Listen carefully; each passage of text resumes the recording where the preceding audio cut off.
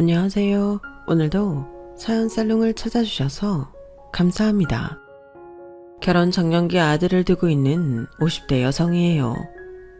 흔히 말하길 첫사랑과는 이루어지지 않는다고 하죠. 저도 처음엔 그런 줄 알았어요. 제가 초혼을 첫사랑이 아닌 직장 동료와 했거든요. 하지만 결혼 1년 반 만에 이혼을 하게 되었어요. 동료로 지낼 땐 서로 잘 통하는 파트너였지만 막상 부부가 되고 나니 그렇지 않았거든요.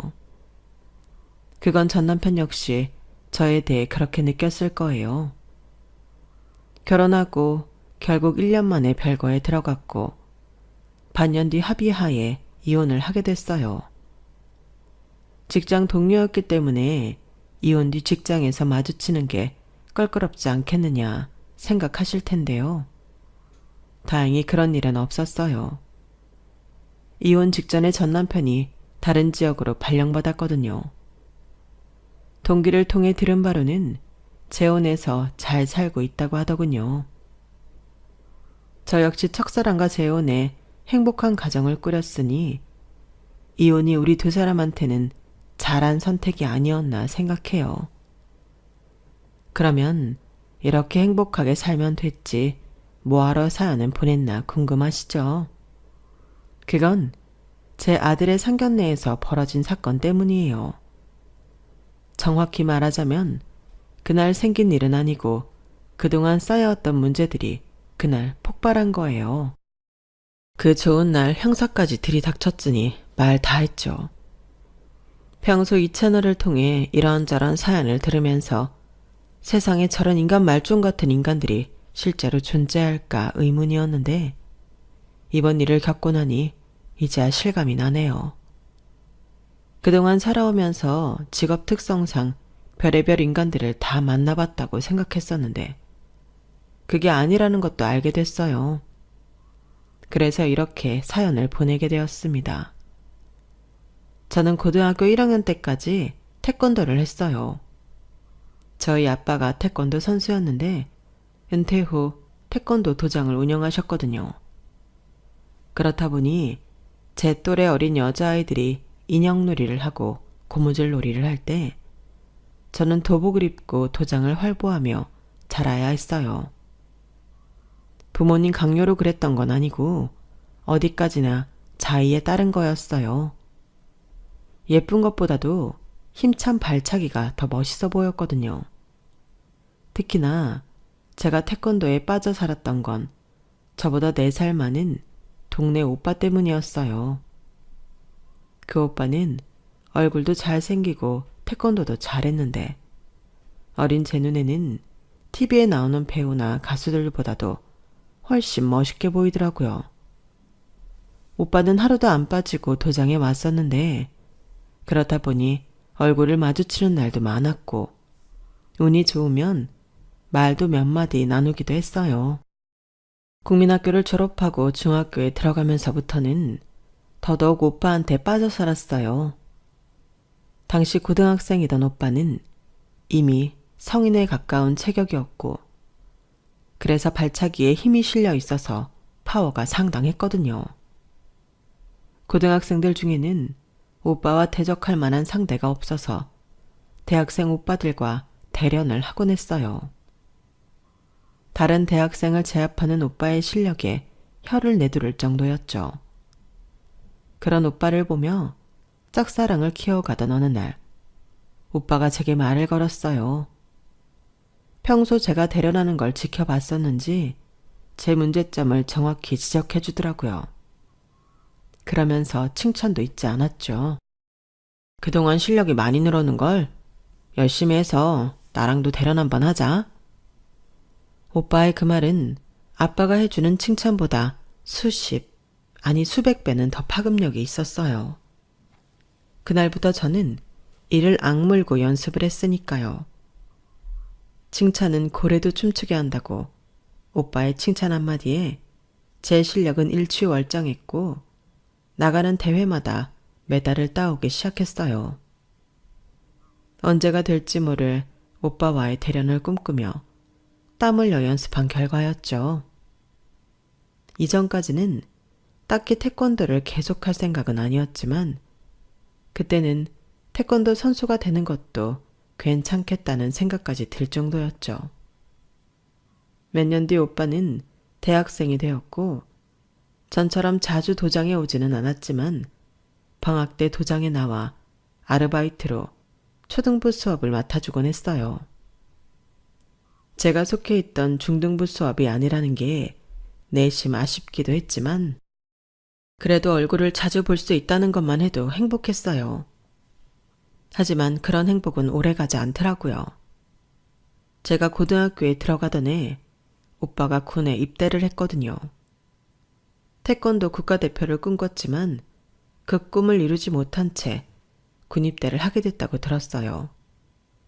지금이야 군 복무 기간이 2년이 채 안 되지만 그때만 해도 그렇지 않았거든요. 한창 운동을 하던 사람이 군 입대로 인해 2년 넘게 공백기를 갖게 되면 얼마나 치명적인지 운동을 해본 사람이라면 잘 알 거예요. 결국 오빠는 제대 후 진로를 바꿔 체육 교사가 되었어요. 첫사랑이 군에 가 있는 동안 저는 고등학생이 되었고 고1 때 시합 중 발목을 다치면서 태권도 선수의 꿈을 접게 되었어요. 워낙 몸을 움직이는 걸 좋아했던 탓에 체육 과목에서 두각을 보였어요. 매 학년마다 체육부장을 맡아가며 체력장에선 늘 특급을 받곤 했죠. 솔직히 공부에는 딱히 관심이 없었지만 학구열이 남달랐던 엄마 덕분에 사교육에 도움을 많이 받았어요. 그다가 꽤 좋은 성적을 유지할 수 있었고 태권도를 포기한 뒤에도 진로 결정을 하는데 무리가 없었어요. 다만 제가 원하는 학교와 엄마가 원하는 학교가 달라서 한동안 냉전 아닌 냉전을 벌여야 했어요. 제가 원했던 학교는 다름 아닌 경찰대였거든요. 엄마는 하고 많은 대학 중 왜 경찰대냐며 화를 내실 정도였어요. 네 점수면 충분히 좋은 대학 들어가서 좋은 회사에 취직도 할 수 있는데 뭐하러 사서 고생을 하겠다는 거야? 너 경찰이 얼마나 힘든 일인 줄 알아? 박봉에 맨 깡패들만 상대해야 하는 직업이라고. 여자가 돼선 그 일을 어떻게 하겠다는 거야? 너 경찰 되면 엄마랑 아빠가 두 발 뻗고 잠이나 잘 수 있겠니?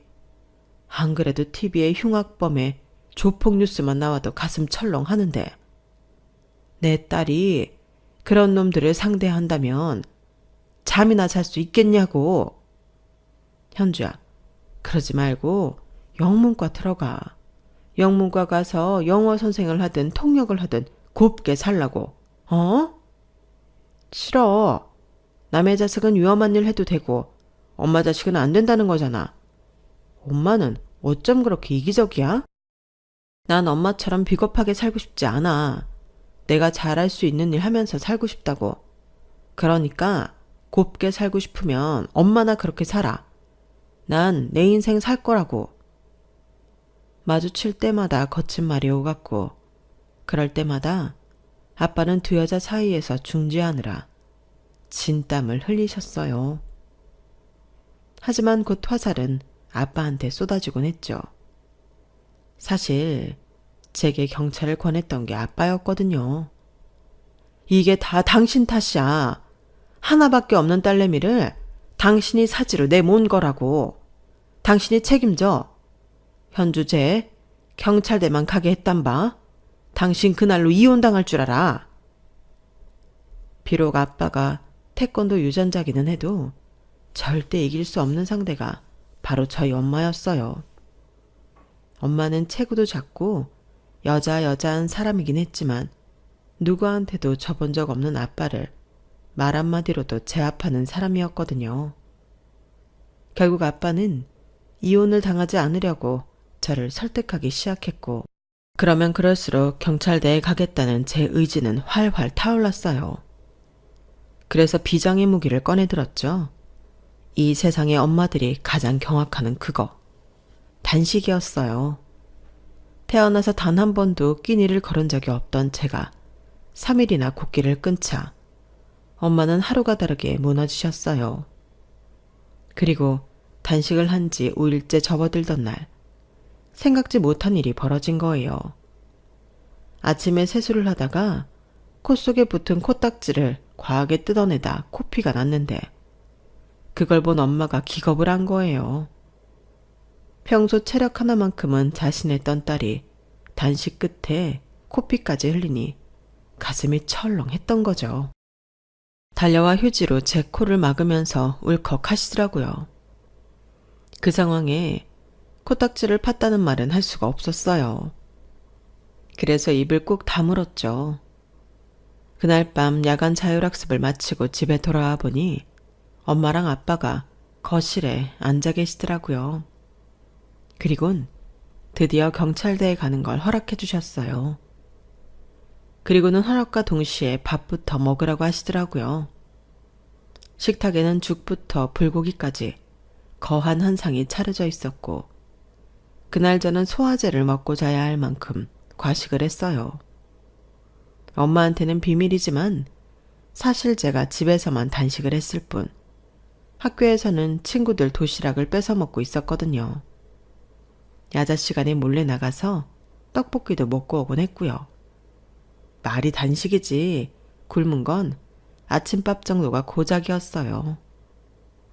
엄마를 속인 건 죄송하지만 그렇게라도 해서 경찰대에 가고 싶었던 거죠. 부모님 허락을 받긴 했지만 경찰대가 커트라인이 꽤 높아서 그리 만만한 대학이 아니었어요. 예전엔 서울대에 갈 실력들이 경찰대를 갔다고 하지만 제가 갈 때는 그 정도는 아니었어요. 그래도 서울 상위권 대학 성적에 체력도 겸비한 사람들이 갈 수 있는 곳이라서 저도 죽어라 노력을 해야 했죠. 그렇게 해서 겨우 경찰대 합격증을 받게 됐지만 합격이 끝이 아니더라고요. 영화나 드라마에서도 나오지만 경찰대 생활은 무지 힘들어요. 힘들게 들어갔지만 졸업을 하는 건 더 힘들 정도로요.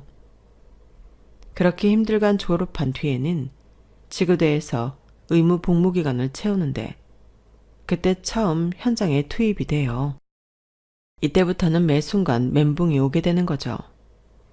대학에서 수없이 실습을 해서 어느 정도 자신이 있었음에도 현장에 투입되고 나면 차원이 다른 현실에 진땀을 흘리게 되거든요. 영화 속에서처럼 멋지게 상황을 타결하는 경찰은 현실에 없었어요. 그냥 동네 북이라고 보면 맞아요. 잦은 출동에 몸은 천근만근인데 밥보다 더 자주 욕을 먹어서 정신이 너덜너덜해지거든요. 거기다 강력사건이 터지면 현장에 가장 먼저 도착해야 하는 탓에 일반인이라면 평생 보지 않아도 될 끔찍한 상황도 보게 돼요. 그런 탓에 트라우마를 안게 되는 경우도 꽤 있어요.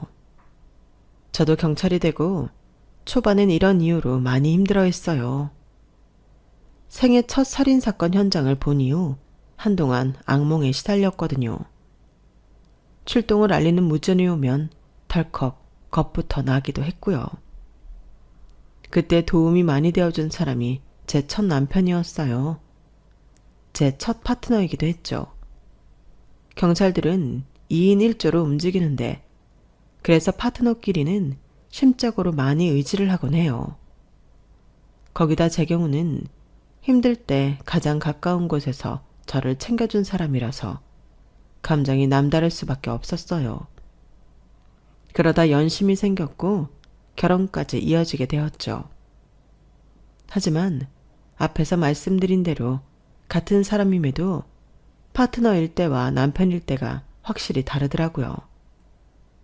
결혼 후 팀이 달라지기는 했지만 그래도 같은 일을 하는데도 저한테만 가사일까지 전담하게 하거나 며느리로서 도리를 강요하는 등의 불합리한 점 때문에 결혼 생활 내내 다툼이 그치지 않았어요. 저도 제 일에 대한 사명감이 있고 승진하고픈 욕망이 있는데 여자라는 이유로 무시당하는 것도 참을 수가 없었어요. 당신만 경찰이야? 나도 경찰이야. 왜 매번 여자라고 무시하냐고. 당신이 이런 사람인 줄 알았으면 나 결혼 안 했어. 누가 할 소리. 나도 네가 이렇게 집안 살림도 팽개치고 승진에만 목숨 건 사람인 줄 알았으면 너랑 결혼 안 했어. 내가 많은 걸 바라냐? 그저 집에 왔을 때 따뜻한 밥 한 끼 먹는 거랑 시골에 계신 부모님 좀 챙겨달라는 건데 그게 뭐가 어렵다고 매번 이 난리냐고. 그렇게 이기적으로 굴 거면 차라리 헤어지자. 언제는 여자라고 약한 척하지 않아서 좋다더니 막상 결혼하고 나니 그게 마음에 안 든다는 남편한테 아무것도 기대할 수가 없었어요. 그렇게 감정의 골이 깊어진 우리는 별거에 들어갔어요. 그리고 이혼하기 한 달 전쯤 동료를 통해 남편이 지방으로 발령이 났다고 알려주더라고요. 자진해서 시부모님이 계신 지방으로 가게 된 거였죠. 아무리 별거 중이라고는 하지만 이런 중요한 사실까지 남을 통해 듣게 하는 남자랑 더 결혼 생활을 이어가야 하나 싶더라고요. 그래서 합의하에 이혼을 하게 되었죠. 반년가량 별거 중인 상태였기 때문에 딱히 짐 정리를 할 것도 없었어요. 그렇게 1년 반 만에 끝난 결혼 생활로 부모님은 꽤 충격을 받으셨지만 이미 신뢰가 깨진 사람과 함께 사는 것만큼 고통스러운 것도 없다는 제 말에 더는 아무 말도 하지 않으셨어요. 이혼 후 진급을 한 저는 이전과 다른 부서로 이동을 했기 때문에 이혼에 따른 주변 눈치를 볼 필요가 없었어요. 이동한 부서는 상대적으로 내근이 많은 곳이라서 전보다 시간적 여유가 생겼어요. 그래서 전보다 친정에 자주 들르게 되었죠.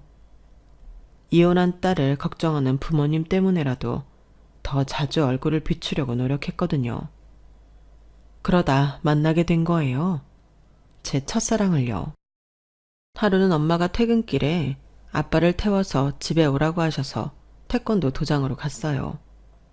그런데 5살 정도로 보이는 남자아이가 아빠랑 같이 있지 뭐예요. 유치원부 수업은 진작에 끝났을 시간인데 말이죠. 그래서 얘는 누구냐고 물었더니 글쎄 제 첫사랑인 재민 오빠 아들이라는 거 있죠. 그 말을 듣고 봐서 그런가 얼굴이 많이 닮았기도 한 것 같더라고요. 재민이가 일이 있을 때 종종 애를 여기에 맡기곤 하는데 오늘따라 많이 늦네. 애 엄마는 어쩌고 애를 도장에 맡겨? 그러자 아빠는 아이가 멀찍이 떨어져 있는 걸 확인하시고는 속삭이듯 말했어요. 몇 년 전에 이혼했대. 아이 때문에 자기 인생 망치기 싫다고 애까지 떠넘기고 유학 떠났다더라. 유학 간 지 1년도 안 돼서 사랑하는 사람이 생겼다고 이혼해달라고 하더래. 참나, 도대체 정신이 있는 건지 원. 그래서 이혼해준 거야? 그럼 어쩌냐? 남편도 싫고 지 자식도 싫다는 여자를. 간통으로 확 쳐넣어도 모자랄 판에 애 양육비도 안 받고 이혼해줬다더라. 아이고, 물러 터진 놈 같으니라고. 혹시라도 애 앞에서는 그런 소리 하지 마라. 자식 가슴에 못 박기 싫어서 엄마가 아파서 하늘나라로 떠났다고 그랬다니까. 그동안 일에 치이고 남편과의 불화로 친정을 멀리했던 탓에 오빠가 이혼을 했다는 사실조차 모르고 있었어요. 비록 제 첫사랑이기는 하지만 이미 남의 남자가 된 사람한테 관심을 가질 필요가 없었기 때문이었죠. 하지만 아빠를 통해 오빠의 상황을 듣고 나니 남의 일 같지 않게 제가 더 화가 나더라고요. 그러면서도 한편으론 바람난 아내를 순순히 보내주고 혼자 아이를 키우는 모습이 왠지 오빠답다는 생각도 들었어요. 내가 오랜 시간 짝사랑했던 오빠는 그런 사람이었으니까요. 그날 밤 오빠는 10시가 넘어서야 저희 부모님 집에 찾아왔어요. 거래처 접대가 있어서 술을 마셨는지 술 냄새가 풍기더라고요. 아이를 데리고 택시를 타고 가겠다길래 제가 데려다 주겠다고 했어요. 한때 밤잠도 설치게 할 만큼 나를 설레게 했던 청년은 세월의 직격탄을 맞고 아저씨가 되었더라고요. 공중을 나르며 돌려차기를 하던 날쌘 몸에는 사회생활의 흔적이 두둑한 살집으로 남아 있었어요. 그래도 웃을 때는 폭 패는 보조개가 여전해서 풋풋하던 예전의 모습이 떠오르긴 하더라고요. 아이를 방에 누이고 거실에 앉아 오빠랑 얘기를 나누다 보니 세월이 순식간에 예전으로 돌아간 것 같았어요. 한참을 웃고 떠들다 보니 12시가 훌쩍 넘어버릴 정도로 시간 가는 줄 몰랐죠. 그날 집으로 돌아오면서 문득 그런 생각이 들더라고요. 예전처럼 가슴 떨리는 사랑은 아니지만 소소한 일상을 나눌 수 있는 이 사람과 함께 산다면 행복할 것 같다고요.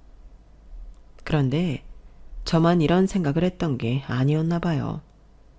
며칠 뒤 오빠가 전화를 했더라고요.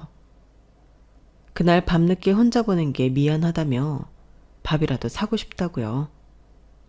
그래서 그러라고 했어요. 대신 오빠 혼자 나오지 말고 아이도 데리고 나오라고 했어요. 오빠는 제게 미안했는지 그래도 되겠냐며 되묻더군요.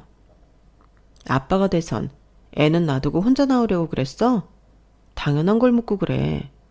오빠 아들 이름이 정훈이라고 했지? 정훈이가 뭘 좋아하려나?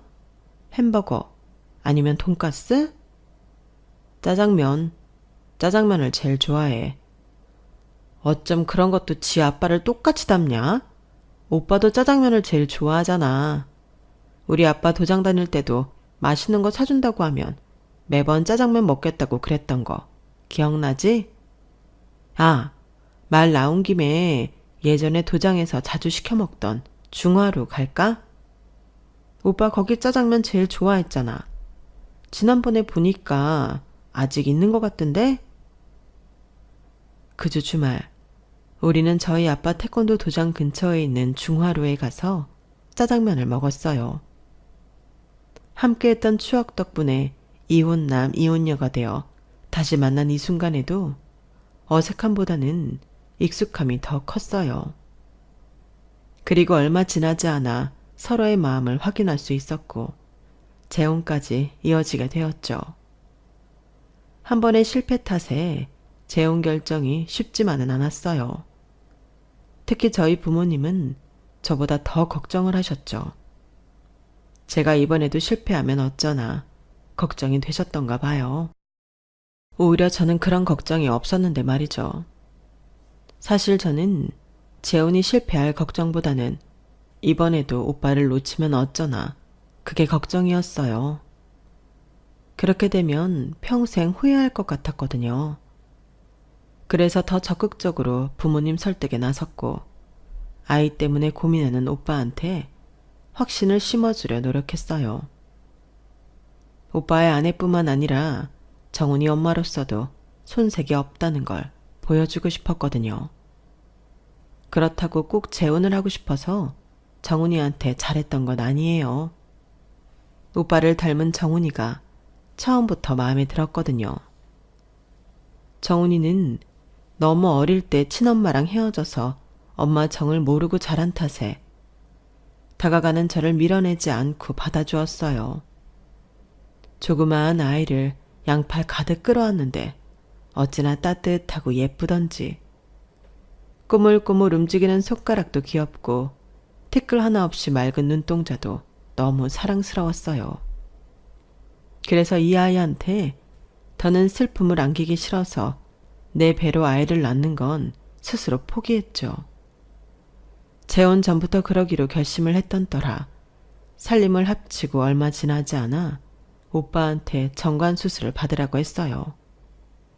그랬더니 놀란 표정으로 말없이 저를 바라보더라고요. 그렇게 볼 거 없어. 내가 오빠 하나 보고 재혼을 결심한 줄 알아? 난 욕심이 많은 여자야. 남편도 필요하고 내 자식도 필요하다고. 그래서 오빠를 선택한 거야. 그러니까 일종의 일타쌍피라고 할까?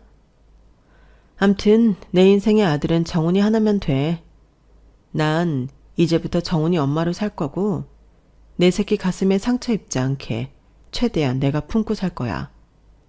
그러니까 감동 그만하고 얼른 수술이나 받아. 말을 하는 내내 속으로 울컥울컥해서 일부러 더 퉁명스럽게 말했어요. 오빠는 그런 저를 말없이 안아주더라고요. 동료들 앞에서 한 첫 결혼을 실패한 경험이 있어서 재혼은 따로 식을 올리지 않았어요. 그냥 조용히 살림을 합치고 오빠랑 둘이 혼인신고를 하는 걸로 결혼식을 가름했죠. 제가 소속된 부서가 내근직이기는 해도 큰 사건이 터지면 며칠씩 집에 못 들어가는 날도 많았어요. 그럴 때는 오빠가 퇴근할 때까지 친정엄마가 아들을 돌봐주셨어요. 그래서 전세 계약이 만료되자마자 저희 친정 근처로 집을 옮겼어요. 아들이 초등학교에 들어가도 방과 후에 아빠 도장에서 시간을 보낼 수도 있고 저희 엄마가 집에 데려다가 밥도 먹일 수 있으니까요.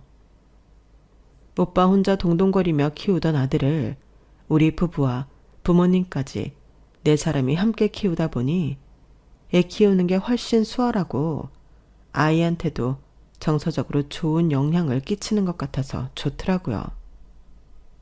제 친정 근처로 이사를 온 후부터 아들 표정이 전보다 더 밝아졌거든요.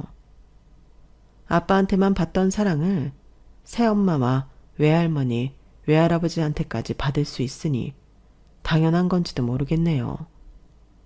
그건 저희 아들만 그런 게 아니었어요. 늘 조용하던 제 친정도 아이가 생기니 전보다 북적거리고 생기가 돌기 시작했거든요. 그렇게 10년 가까운 시간이 흐르는 사이 우리 가족은 마치 처음부터 한 가족이었던 것처럼 단단한 결속을 이루게 됐어요. 하지만 행복한 시간이 당연하게 여겨질 즈음 시련이 닥치더군요. 평소와 같았던 아침 출근길이 남편의 마지막이 되고 만 거예요. 퇴근 무렵 남편의 회사에서 걸려온 전화를 받았는데 믿을 수 없는 소식을 전하더라고요. 제 남편이 회사 화장실에서 심정지로 쓰러져 있는 걸 발견하고 119에 신고했지만 병원에 도착하기도 전에 사망했다는 비보였어요. 경찰이 된 이후 무수히 많은 사망 사건을 접했던 저였지만 내 남편의 부고 앞에서는 한순간에 무너지고 말더라고요. 남편이 죽었다는 말에 숨이 턱 막히면서 그대로 자리에 주저앉아 버렸거든요. 동료가 그런 저 대신 전화를 이어받고는 저를 차에 태워 병원까지 가주었어요. 병원에 도착해 머리까지 하얀 천을 덮고 있는 남편을 보니 그제야 이게 현실이라는 게 믿기더라고요. 그리곤 하염없이 눈물이 흘러내렸어요. 한참을 영안실 복도에 앉아 울고 있는데 뒤늦게 연락을 받은 친정 부모님과 함께 아들이 달려오는 게 보이더라고요. 아들을 보자 순간 정신이 번쩍 들었어요. 지금 나보다 더 가슴 아픈 건 어쩌면 우리 아들인지도 모른다는 생각에 얼른 눈물을 훔치고 정신을 가다듬었어요. 엄마인 내가 무너진 모습을 보이면 안 된다고 속으로 되뇌면서요. 남편의 장례가 끝나고 회사의 보상 문제가 정리되는 동안 저는 한순간도 정신을 놓을 수 없었어요. 먼저 떠난 남편을 생각해서라도 나는 내 아들을 온전히 키워내야 한다는 생각으로 버텨낼 수밖에 없었거든요. 그런데 이런 제 마음도 모르고 아들 녀석이 엉뚱한 생각을 하지 뭐예요. 남편의 49제가 지나고 얼마 안 됐을 무렵 아들 녀석 담임선생님한테 전화가 온 거예요. 정훈이 어머님, 남편분 일로 상심이 크시겠지만 정훈이한테 신경을 좀 써주셔야 할 것 같아요. 가정 형편이 어려우시면 제가 장학금 지원이 가능한지 알아보겠습니다. 정훈이처럼 성적도 좋은 아이를 그렇게 방치하시는 게 너무 안타까워서요. 그게 무슨 말씀이세요? 제가 우리 정훈이를 방치하다뇨. 그리고 저희 집 형편은 어렵지 않습니다. 제가 알아들을 수 있게 자세히 좀 말해주세요. 그러자 담임 선생님이 잠시 뜸을 들이더니 그러는 거예요. 정훈이가 야간 자율학습도 빠지고 학교 근처 햄버거집에서 아르바이트 하는 거 모르셨어요? 정훈이 말로는 가정 형편 때문에 돈을 벌어야 한다고 그러던데요. 그래서 야간 자율학습도 못한다고요? 그럼 어머님은 모르셨던 건가요? 그 말을 듣는데 너무 어이가 없어서 말도 안 나오더라고요. 그래서 그날 밤 야간 자율학습이 끝날 시간에 맞춰 집에 돌아온 아들을 붙잡고 물었어요. 학교에서 지금 끝났냐고요. 그랬더니 그렇다는 거예요. 그 순간 아들에 대한 배신감에 처음으로 아들한테 소리를 질렀어요. 어디서 거짓말이야. 네가 담임 선생님한테 집안 형편이 어려워서 돈 벌어야 된다고 야간 자율학습 못한다고 그랬다며. 햄버거집에서 아르바이트 하는 거 내가 모를 줄 알아? 너 도대체 왜 이래? 아빠 안 계시니까 이제 막 나가겠다는 거야? 지금까지 한 번도 일한 적 없던 애가 왜 이러는 거냐고. 도대체 왜? 그러자 아들이 입술을 바르르 떨면서 그러는 거예요. 아빠가 돌아가셨으니까요. 그러니까 이제 엄마가 나 키워야 할 이유 없어진 거니까요. 그 말을 듣는데 망치로 머리를 한 대 얻어맞은 것처럼 멍했어요. 그게 무슨 소리야? 내가 왜 널 키워야 할 이유가 없어? 엄마가 자식을 키우는데 왜 이유가 필요하냐고. 엄마는 내 친엄마가 아니니까 나 때문에 고생하지 말고 내 친엄마가 그랬던 것처럼 나 버리라고요. 엄마 인생 나 때문에 낭비하는 거 미안하고 싫어요. 그동안 키워주신 것만으로도 충분히 감사하며 살게요. 아들의 말에 억장이 무너지는 것 같았어요. 이 어린 게 이런 생각을 했다는 건 그동안 내가 아들한테 믿음을 주지 못했다는 증거이기도 하니까요. 내 사랑이 부족했던 탓인 것 같아서 숨도 쉬어지지 않을 만큼 가슴이 아팠어요. 그래서 주저앉아 주먹으로 가슴을 팍팍 치며 숨을 몰아쉬는데 그 모습에 놀란 아들이 어쩔 줄 몰라 하더라고요. 눈물이 그렁그렁한 채 제가 어떻게 되는 게 아닐까 안절부절하며 잘못했다고 비는 모습을 보니 안쓰러우면서도 한편으론 안심이 됐어요. 이렇게 내 걱정을 하는 놈이 어떻게 내 아들이 아니라는 거야. 지 아빠 닮아서 착해 빠져선 자기보다도 내 걱정을 먼저 하는 녀석이 어떻게 날 버리고 떠나겠다고. 엄마가 하는 말 잘 들어. 난 남편 없이는 살아도 너 없이는 못 살아. 내 아들 없이는 못 산다고. 네가 엄마 버리면 엄마는 숨도 못 쉬고 죽을지도 몰라. 살 의미가 없으니까. 그런데도 엄마 떠날 거야? 엄마 버리고 집 나갈 거냐고. 비록 내가 내 배로 널 낳지는 않았지만 널 만난 순간부터 지금 이 순간까지 이 세상에 내 아들은 너 하나뿐이야. 앞으로도 마찬가지고. 부부는 이혼하면 남이지만 부모 자식은 죽어서도 절대 남이 될 수 없어. 그러니까 넌 죽든 살든 내 아들이라고. 혹시라도 엄마 몰래 집 나갈 생각이라면 당장 집어치워. 온 세상을 다 뒤져서라도 엄마 너 찾아낼 거니까. 알았어? 그러자 아들은 손등으로 연신 눈물을 훔치며 펑펑 울었어요. 그런 아들을 끌어안고 저도 한참을 울었습니다. 그날 이후 아들은 다시 예전처럼 모범생으로 돌아왔고 몇 년 뒤 S대 법대에 진학했어요. 졸업 후엔 로스쿨에 진학했어요. 제 벌이로는 어림도 없는 학비였지만 남편이 세상을 떠났을 때 회사로부터 받은 위로금을 잘 빌려둔 덕에 아들 녀석 학비를 댈 수 있었어요. 아들은 변호사 시험도 한 번에 붙어서 꽤 이름 있는 로펌에 들어가게 되었죠. 저희 아빠는 제 아들이 대학에 붙었을 때도 그랬지만 변호사 시험에 합격했을 때도 태권도장 건물 외벽에 현수막을 붙였어요. 온 동네 사람들이 다 볼 수 있게 말이죠.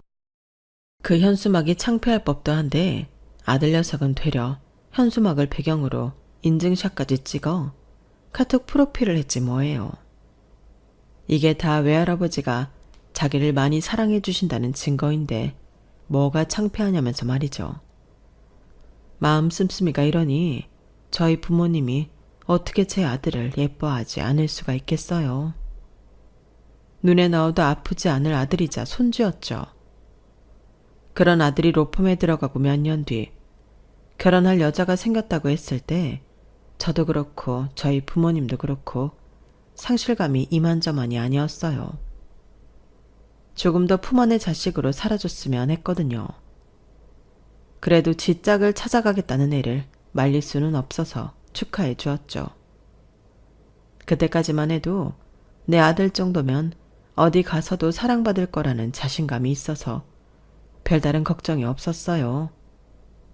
그런데 결혼하겠다고 한 녀석이 어찌 된 게 결혼할 여자를 집에 소개할 생각도 않지 뭐해요. 그래서 하루는 아들한테 물었더니 난처한 표정으로 그러더라고요. 여자 쪽 부모님이 자기를 탐탁지 않아 한다고요. 아니 왜? 네가 인물이 딸리니 직업이 딸리니 성격이 딸리니 어느 거 하나 안 빠지는 내 아들이 뭐가 마음에 안 든다는 거야? 남들은 돈을 싸들고 와서 결혼하자고 난린데. 솔직히 제 아들이 로펌에 들어가고 얼마 안 돼서부터 결혼 업체와 결혼 브로커들한테 연락이 많이 왔었어요. 그중에는 사업을 크게 하는 집도 있었고 모 대학 총장 딸도 있었을 정도로 제 아들이 결혼 시장에서 인기가 있었거든요. 그런데 도대체 얼마나 잘난 집안이길래 내 아들이 못마땅하다는 건지 도저히 모르겠더라고요. 그래서 여자 쪽 부모에 대해 알아봤어요. 그런데 세상에 아빠라는 사람이 전과 7범 사기꾼이지 뭐예요. 엄마는 꽃뱀 전적에 사기 도박으로 실형까지 받은 전과 3범이고요. 아니 도대체 어쩌다 이런 쓰레기 같은 인간들이랑 엮이게 된 건지 허위가 없어서 말도 안 나왔어요. 이런 주제에 내 아들을 못마땅해 하다니 기가 차더군요. 그래서 이 인간들에 대해 더 파보기로 했어요. 똥개가 똥을 끊지 사기 전과 7범이나 되는 인간이 사기를 치지 않고 산다는 건 거의 불가능한 일이니까요. 그런데 제가 수사과가 아니다 보니 더 이상 정보를 얻는데 무리가 있더라고요. 경찰이라고 해서 함부로 개인정보를 들여다볼 수는 없으니까요. 그래서 그 인간들이 활동했던 지역을 찾아봤더니 제가 아는 사람 관할구역이더라고요. 바로 전 남편이었죠. 이혼한 뒤로 연락 한 번 없이 살았는데 이제 와서 이런 부탁을 하려니 선뜻 내키지 않았어요. 하지만 내 자식 일이다 생각하니 철판을 깔게 되더라고요. 그래서 눈 딱 깔고 전화를 했죠. 당신이 그 인간들을 어떻게 알아? 안 그래도 잠적해서 수배 중인데 혹시 뭐 아는 거 있어? 알고 있는 대로 말해봐. 전 남편은 제가 그 인간은 이름을 꺼내자마자 되려 당장이라도 잡으러 올 것처럼 저를 닥달했어요. 그래서 제 아들 일을 전했더니 대뜸 그러는 거예요. 그 자식한테 딸이 어딨어. 걔도 다 한패거리야. 아직 별만 안 달았다 뿐이지 걔도 여기저기 엮인 게 한둘이 아니라고. 야, 이것들이 강 크게 서울까지 가서 판을 벌리고 있어. 아니, 당신 아들은 어쩌다 그런 것들한테 걸린 거야? 변호사 시계나 되면서 사기꾼들한테 걸리는 게 말이 돼? 아니, 당신은 아들이 그런 것들한테 타깃이 될 때까지 뭐 하고 있었어? 아니, 내가 당신을 탓하는 건 아니고 안타까워서 하는 말이야. 내 말이 원래 좀 거친 거 당신도 잘 알잖아. 뭐, 이렇게 된 거 이참에 부탁 좀 하자. 전 남편은 한참 성을 내더니 공조를 하자고 했어요. 혹시 중간에 눈치를 채면 도주할지 모르니까 상견례 날을 디데이로 하자고요. 저도 그놈들을 붙잡고 싶은 생각이 굴뚝 같은지라 전 남편과 손을 잡기로 했어요.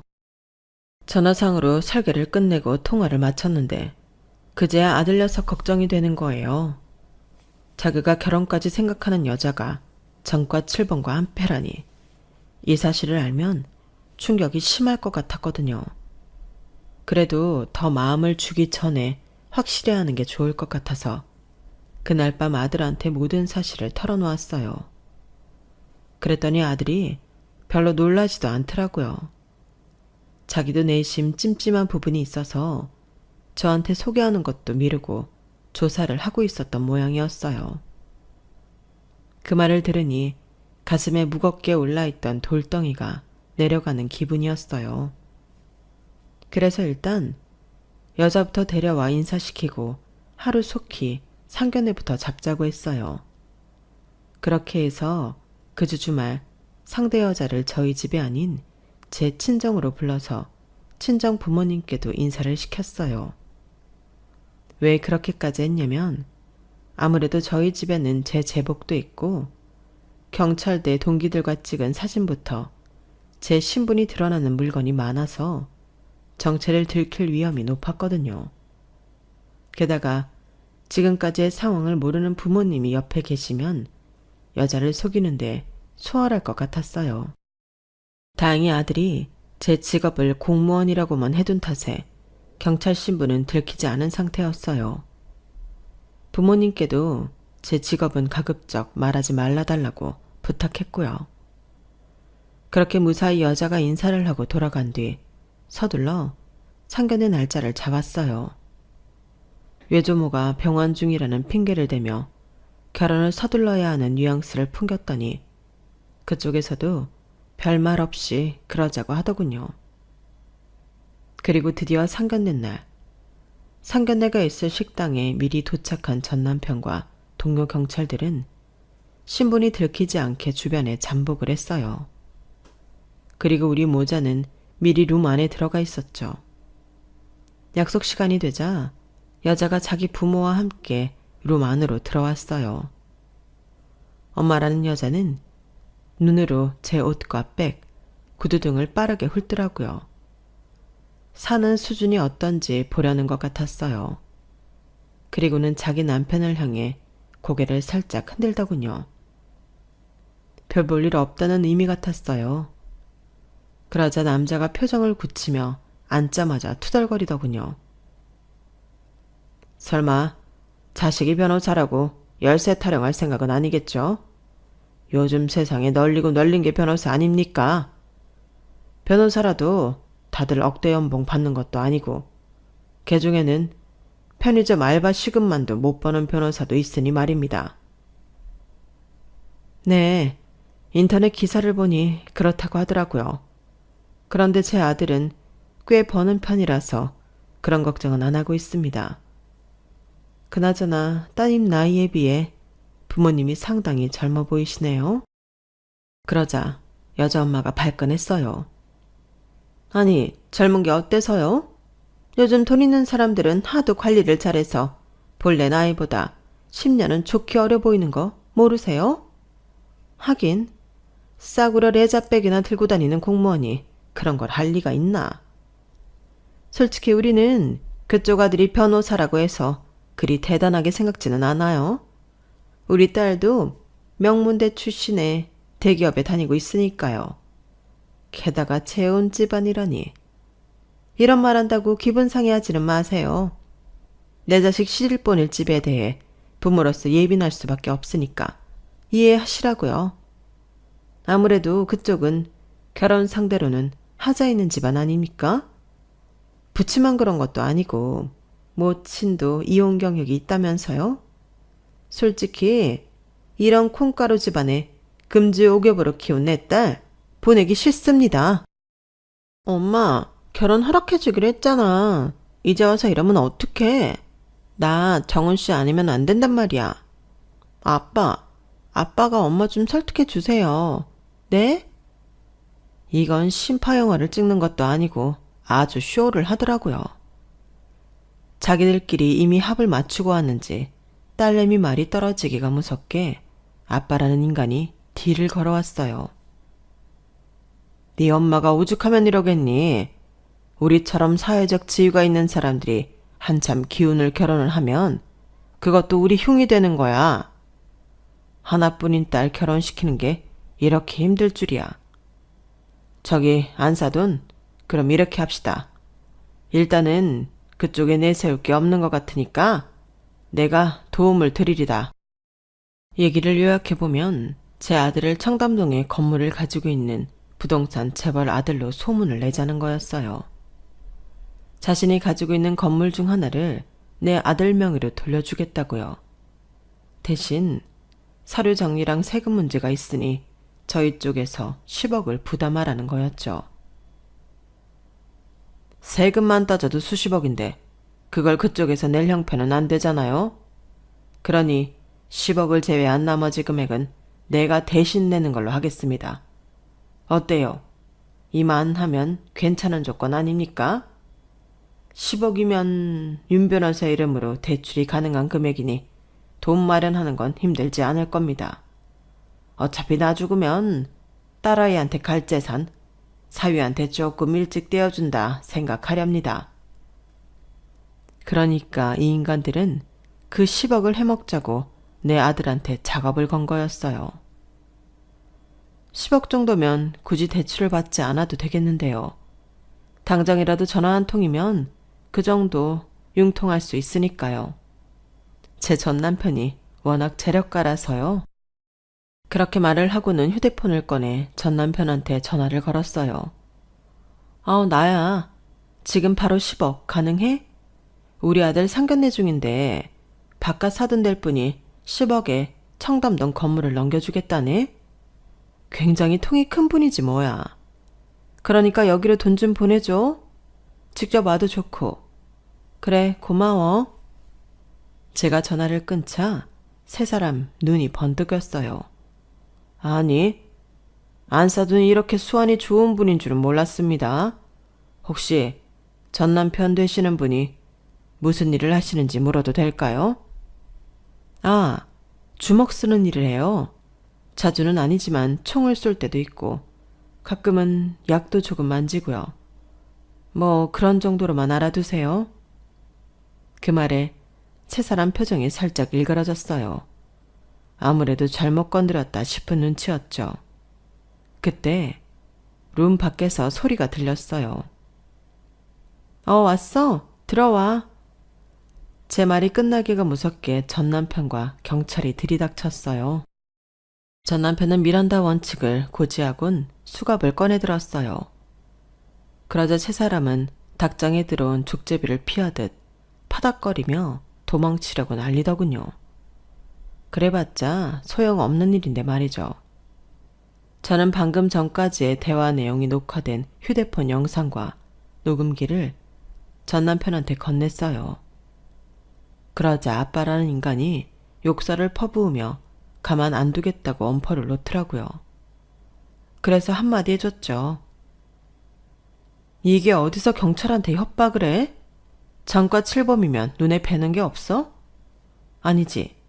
이제 전과 8범 달게 될 테니 겁대가리를 상실했나? 아니, 그리고 별을 7개나 달면 뭐해? 요즘 시대가 어떤 시대인데 꼴랑 10억에 수백억짜리 빌딩을 넘겨준다는 말이 통하겠어? 법이 그렇게 만만하지 않다는 건 일반인들도 다 알아요. 유튜브에 검색 한번 하면 다 나오는 걸 댁들은 공부도 안 해? 이렇게 직업정신이 투철하지 못한데 무슨 사기는 친다고. 그리고 너, 우리 집이 콩가루 집안이라고? 인생을 수채구멍보다 더럽게 샀냐니 어디서 감히 함부로 짓거려. 코레, 머리부터 발끝까지 짝퉁으로 싸매고 와선 꼴값은. 내가 상표법 위반 사건 한두 번 맡아본 줄 알아? 짝퉁은 실론 뜨고도 다 잡아낸다고 내가. 전 남편, 저 여자 제대로 포장해서 넘겨. 털어보면 짝퉁 유통한 애들도 땡길 수 있을 것 같으니까 그것도 잘 엮여보라고. 니들 이번에 학교 들어가서 제대로 살다 나와라. 그리고 다시 한 번만 더 내 눈에 띄면 그땐 니들 인생 방학 없을 줄 알아. 알았어? 그렇게 상견례는 화려하게 마무리가 되었어요. 하필 골라도 경찰 자식을 고른 멍청한 사기꾼 일당은 은팔찌를 차고 끌려갔고 실형을 살게 될 거예요. 전 남편이 벼르고 벼르던 놈들이라서 범죄 사항을 조목조목 빠짐없이 챙길 테니까요. 그리고 제 아들은 어제와 다름없이 오늘도 제 곁을 지켜주고 있습니다. 제가 아들을 아직 품에서 놓지 않으려고 한 탓에 이런 일이 벌어진 건 아닌지 괜한 죄책감이 들긴 하지만 그래도 조금은 더 아들과 함께하고 싶네요. 저는 비록 한 번의 실패와 한 번의 성공으로 결혼 생활을 마무리했지만 내 아들은 제대로 된 짝을 만나 한 번에 성공하기를 바랄 뿐입니다. 지금까지 제 사연을 들어주셔서 감사합니다. 항상 즐겁게 생활하시고 무엇보다 건강하세요. 안녕히 계세요. 여러분, 사연 댓글에 응원과 현명한 조언 부탁드려요. 좋아요와 구독은 저에게 큰 힘이 됩니다. 오늘도 좋은 일 가득하세요.